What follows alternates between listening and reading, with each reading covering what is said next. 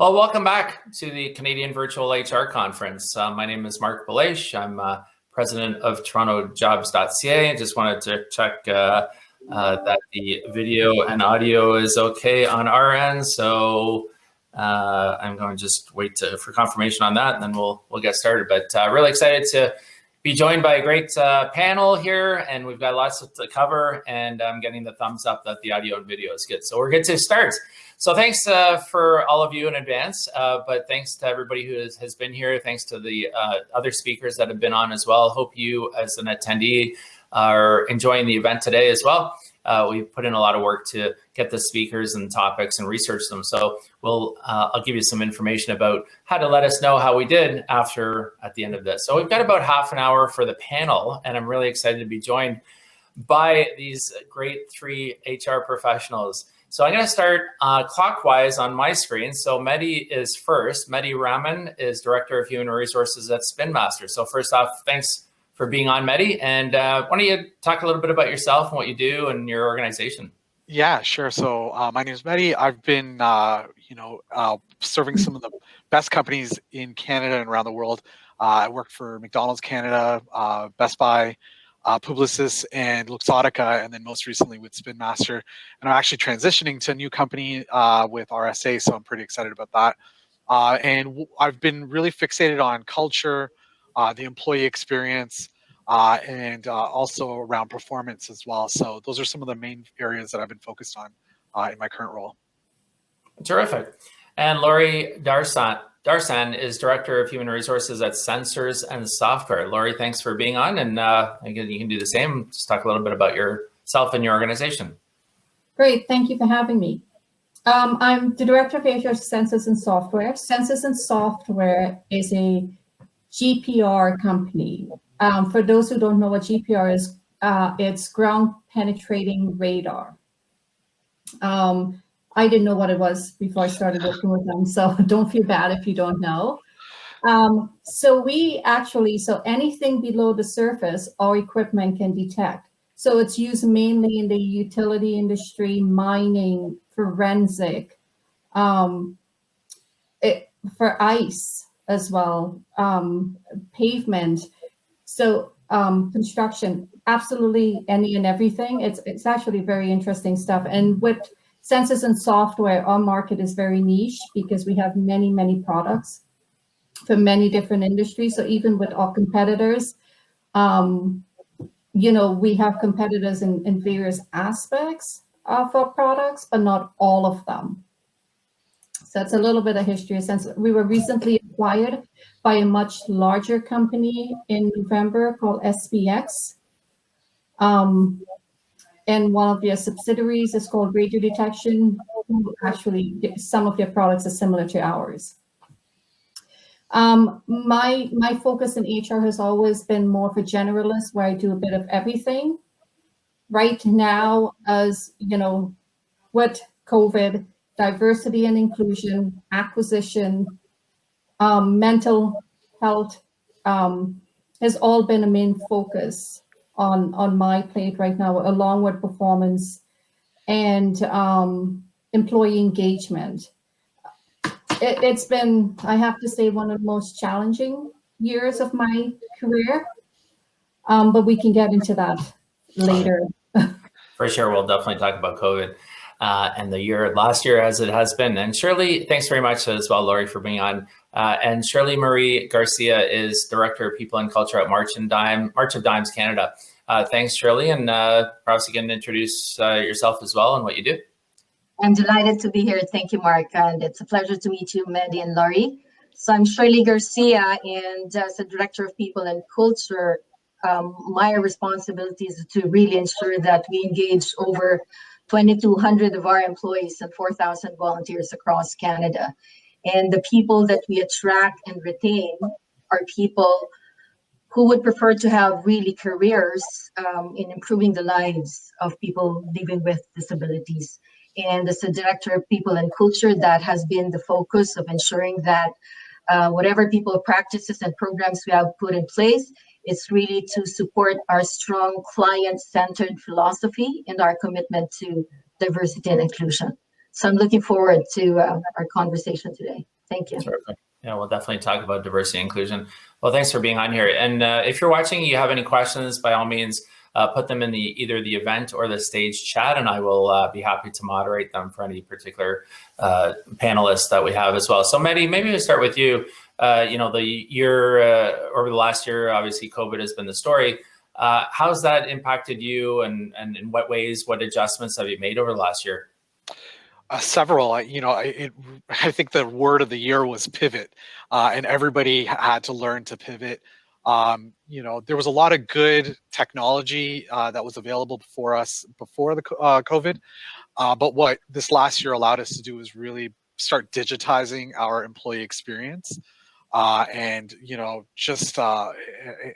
really change the way that we engaged our people through our leaders, all virtually. And so pivot was the word, and it really changed the way that we do business, and we collaborate with each other, and then deliver great products. Terrific. Yeah. Pivot was definitely the word of the year. Yeah. Resets is also. How about you, Laurie? What changes have taken place as a result of COVID on your end? Well, last March, it was so new to us. We had to lay off over 50 people from our staff, and we were a staff of 60. So we were running on 10 people in the organization until we figured out how to deal with COVID and slowly transitioning people back into the business. On top of that, we were dealing with an acquisition. So trying to figure that out and introduce that into the organization in November. And then working with our people very closely, which I do, trying to figure out the whole mental health issue, be what everyone was experiencing. So trying to educate myself a lot more on mental health issues to help support my colleagues and their families in, all the challenges they've been experiencing throughout COVID, and adding an acquisition to the mix was also very difficult. And now it's transitioning all the changes from the acquisition and rolling them out. Remote work also is fairly new to us because our organization is a smaller business with 60 people. So we do everything from manufactured products to selling it in this one location. So that we're still trying to get a feel for that. We've started that process, and also, the challenges that comes with remote working and of people not wanting to come back to the office. We're moving into more of a hybrid process now, but many, many challenges. Yeah, I can imagine. And Shirley, how about with yourself? To Mehdi's point of pivoting is really the word disruption, because how we have experienced this has literally disrupted the ways we are operating our service delivery. And so the biggest adjustments we've made is that we are moving away from a very structured, bureaucratic way of doing things to a more agile approach. Because what the reality has shown us is that, we're continuing to have essential workers delivering services to people with disabilities. And at the same time, we have people who are now forced to adopt certain ways of working, right? And we've seen how people are able to adapt to flexible work arrangements, which we at March Dimes would like to make it as a permanent retention strategy going forward. And other people practices, even in training, we're moving to a hybrid model to making sure that it's more virtual, and also the focus on people development. So a lot of this is also how we pivoted, is because before pandemic, we embarked on a cultural transformation journey. And then we paused because of COVID. But last year we launched our agency-wide culture code, because as one of our employees said, COVID may have separated us, but it's our culture that will bring us back together. And that has been our focus since pandemic started. Yeah, and I'll probably hook on that, and not probably, I'll hook on it. I think the importance of vision and values have been really amplified in this last year, and leaders speaking the talk, doing what's, we have these values kind of written on our walls, and we all had to like live them. And the leaders that are living it are the ones that their teams are successful, people are performing better. And so, I think culture and vision and values have been playing a bigger and more important part. And I also think HR in general, like, the amount of postings I've seen, the amount of opportunities I've seen, HR has actually risen up. I think that's probably the third word that I would use to describe last year for HR, that we all have the opportunity to really just step up, step into the needs, lead our organizations, and help our leaders create a better experience for our folks in this really chaotic year. So it's really tested HR and every individual in HR. So like, I'm really proud of not only this, little panel, but all the other HR professionals out there, because I think we've all had the opportunity to just rise up. For sure. If you're just joining, my name is Mark Belash. I'm president of TorontoJobs.ca, moderating this great panel. I've got Laurie Darson, Director of Human Resources at Sensors and Software. Mehdi Rahman is Director of Human Resources at Spin Master. And Shirley Marie Garcia is Director of People and Culture at March of Dimes Canada. And if you are watching, you have some burning questions you want to ask the panel, by all means, put them in the event or the stage chat, and I will moderate the questions as well. So kind of open question to anybody on the panel. There's been so many big issues that have surfaced really over the last year: diversity, inclusion, working from home, technology, video, Zoom, mental health. What's been the most important for you? Like, they're all important, don't get me wrong, but what's been the most important for your organization and why? Maybe start with Shirley. Employee engagement. And again, it's because of this new norm that we're all experiencing.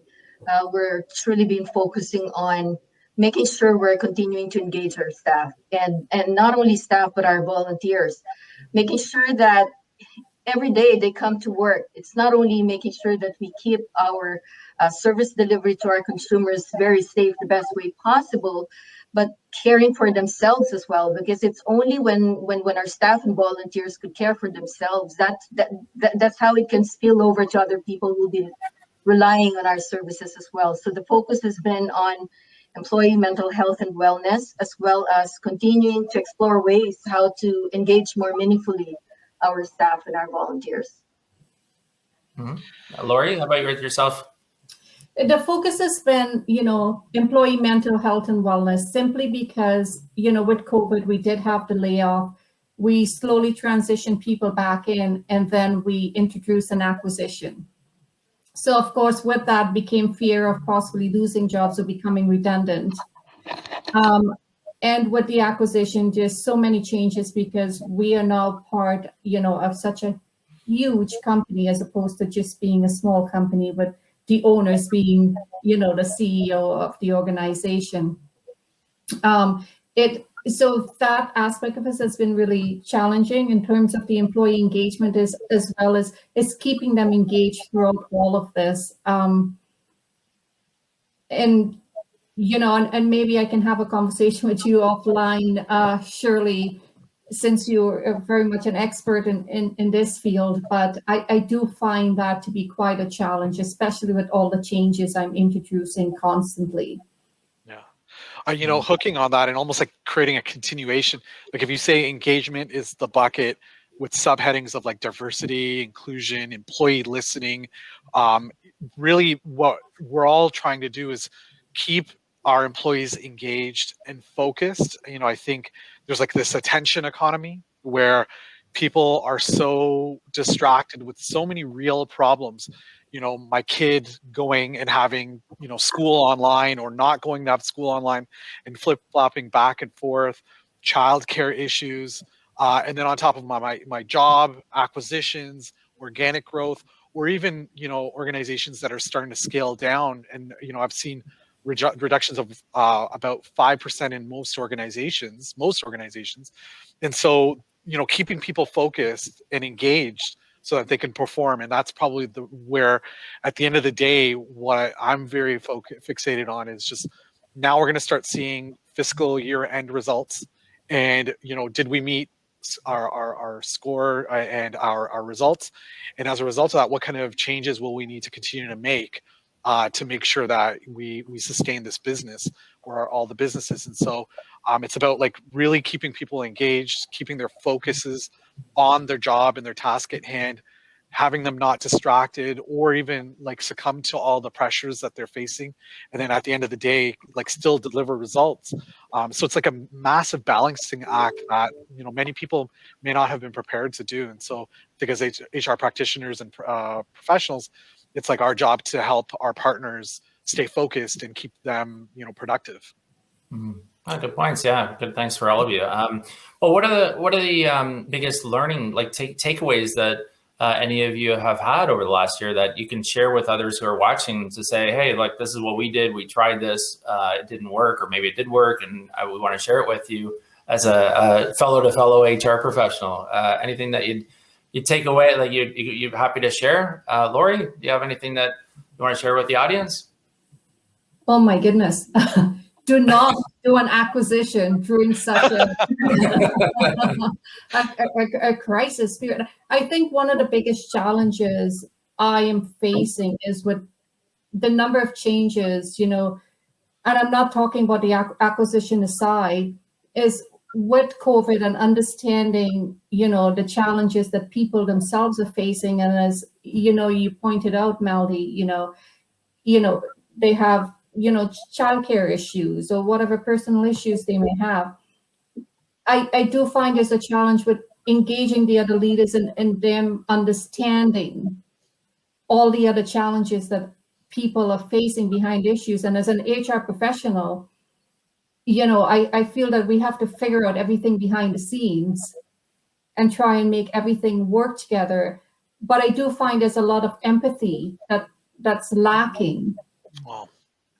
With leadership, because they just tend to see, one way. It's either, but they don't see all the other things, and putting themselves in someone else's situations is not something that's very common to other people. And I find that to be one of my biggest challenges that I'm dealing with. Even though themselves may be experiencing the same issue as the other person, they can see it for themselves. They just can't see it for someone else. For sure. We have a question from Tristan, who asks, how are you trying to culturally transform your business culture that reflects the changes happening in society via the limitations COVID has brought? So, maybe we can talk generally about culture in that, when everybody took off and went to work from home, the whole culture, all the bonding that took place over years and years before in companies that have been around for a while. They've been they got thrown out the window, and I know some companies have brought people back. Some companies are doing a hybrid now. But what have you done to try to keep that culture going, whatever that is, and transform and adapt to the new normal, I guess, or whatever we're calling it now? Shirley, what do you? No, that's a great question. Especially with volunteers for you, like Shirley, because you're dealing with volunteers. So how does that work? Yeah, thank you. That's a great question, Tristan. March of Dimes Canada is a values-based organization. And this year we're celebrating our 70th year, right?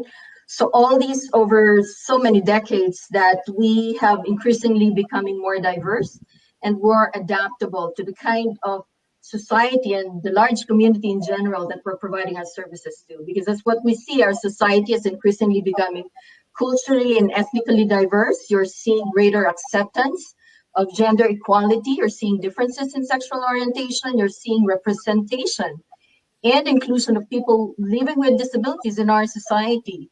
And so all of these changes we have come to adopt all these many years. And that's why our client-centered philosophy and our commitment to inclusion is deeply ingrained. And not only in our values or what you see on our posters, but really making our leaders and our people accountable for it. So when I shared earlier about embarking on this cultural transformation, we're not telling our staff that we are changing the values of respect. What we're only saying is, given that we're moving to a different strategic direction, for example, for the next 3 years, and what COVID has taught us, we need to be more agile and be bold in the kind of values that you would expect people in terms of their behaviors to demonstrate. And so a lot of this will come down to increased communication we've started doing, and also increased collaboration among the leadership, because and earlier when we did say about employee engagement, which I'd like to highlight, is that if we want our staff to be fully engaged, we must be able to create an environment that is safe and trusting.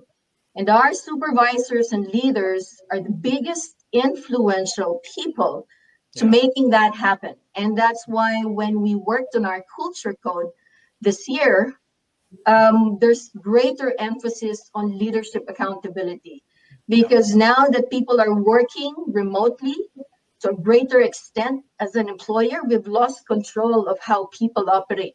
But we can make that happen, and we can continue the connection if we help enhance leadership competencies. So I would say that a lot of the culture journey that we're going through is because we already have such a strong values in the first place. We're just building on that strength, and we are embracing new ways of really operating and fulfilling our mission of inclusivity in a society. Excellent points. Yeah, great feedback. Thanks for sharing that, Shirley. Mehdi, how about you? Yeah, I mean, I have a lot of thoughts on it. A great question. Like, how do we mobilize culture? I think it started with our CEOs, and then our executive team. You know, I think being aware of our vision and then articulating that vision. So it's really about using our internal communications team and internal communication platform to like really maximize and amplify that voice about our vision. We're lucky because, you know, at Spin Master, we were, you know, a toy company, now at RSA, you know, insurance. And so it's about people, and it's about protecting and taking care of people. And so like the vision is actually very simple to sell, but it's about really talking about it all the time. And then I think it's about the accountability that Shirley talked about, and us as HR practitioners, to make sure that any of the leaders that are not rising up and not leading with these values in mind, and not, you know, delivering on the vision or the employee experience, that we work with them. You know, I really do believe in, you know, educating folks and making sure that like education is really the will solve a lot of the problems. And so what kind of development can we offer our leaders? And that was something that was really key for us this last year, making sure, you know, at Spin Master, the top 225 leaders, at RSA, the 327 leaders, 367 leaders, making sure that they are all equipped to have these, you know, honest conversations, help people through the change, help them keep their eye on the prize of like this bigger vision of where we're going and how we make the world a better place. And so it was really like the leaders are the linchpin. And so I would double down on making sure that leaders are the ones that are embracing the culture, and they're the ones that are manifesting and then displaying it every single day on every single Zoom call or WebEx, that they're the ones just like really delivering that experience. And then and that's really the way, it's through those leaders. So I agree with Shirley. Good, great stuff. So we just have a few minutes left here. I'm curious, what would you tell yourselves? What would, if you were to roll the clock back, whenever you started in HR, and you wanted to tell yourself something from now that you've learned, that you would say, don't do this, do this. Looking back at your career, anything that you would kind of tell your younger version of yourself? Laurie? Something come to mind? Do's and don'ts, something... Choose a less stressful career. Like what? I don't know. I have to say though, you know, as much as it is stressful, I love HR because of the people aspect of it, because I'm very much people focused, and I'm very much a social person. So, I mean, if I were to tell my younger self, give myself some advice, I honestly don't know. I'm just... Hey, Laurie, I'll help you first, and then you can hook on mine. How's okay. that? Yeah, honestly, it's about the business partnership. I think like what I typically heard from young people that are joining HR, they usually say, I love HR because I love, you know, people, and I want to take care. Like that's a good starting point. But I think more importantly is that you're an HR professional and an HR business partner that you're partnering with other business people. And so to know your clients, know that they're running a business that has a profit and loss statement that either generates revenue or, you know, donations, and then has expenses. Understanding like the profit and loss statement, I think helps as an HR practitioner in this current world, in this current climate. And so, you know, I was lucky I had an accounting background, so I understood it, but you know, my peers, they didn't. And, you know, I could see the difference in the gaps between the relationships that they could develop with their HR, with their business partners and myself. So for me, it would be really understanding the profit and loss statement, understanding the relationship between stakeholders, and then how to bridge that gap and how to bridge those relationships. Shirley? No, I think that is an important point, but I do think is helping leaders understand that, you know, the people are truly the assets of an organization, right? I think, you know, I do have some people who tend to see the people as more commodity than an asset. They don't understand that because of these people is the reason why we're successful, and we can't be successful without people. Excellent. So we just have a couple minutes left here. So I just curious, we'll just go around real quick, and you're getting some great feedback, Mehdi, as well from Laura. So just so you know, just maybe 30 seconds for each of you.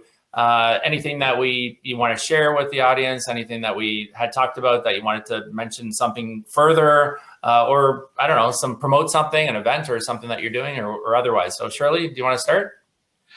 I think it's more of an advice as well, given that as an HR leader, being able to really adapt to change has been key to everything else, and a growth mindset. It's because I know it's a realization, at least to me and in our organization, that we cannot operate under the same rules, not again. And that will require a lot of mature thinking and thoughtful analysis and reflection, and exactly where do we really want our organization to be if we are pursuing and advancing our mission of inclusivity in our society.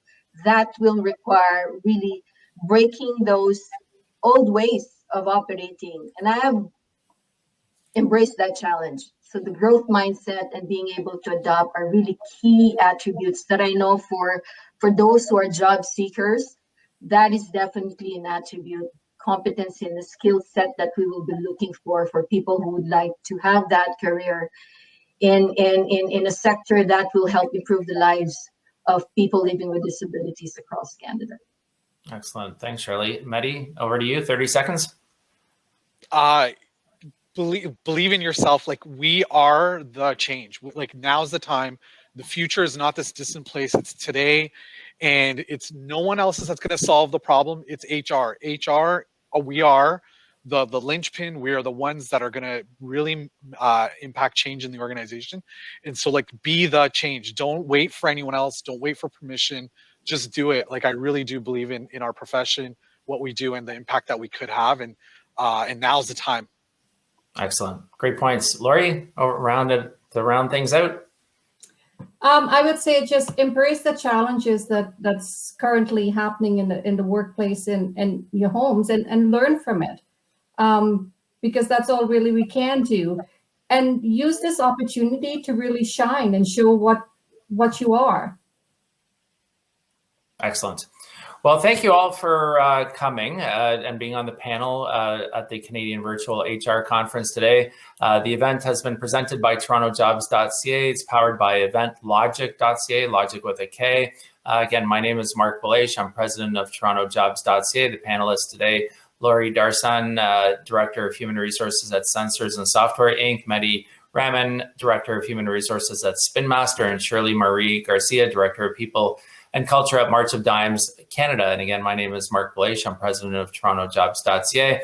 I'd like to thank also our presenting sponsors, TorontoJobs.ca. If you do have any staffing needs, we can certainly help you out.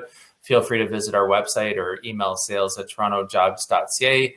Eventlogic.ca. If there's an event that you'd like to have arranged, by all means, visit the website. Again, eventlogic with a K.ca. Oak House Benefits is a benefits consultancy company that helps big and small businesses create more personalized benefit packages.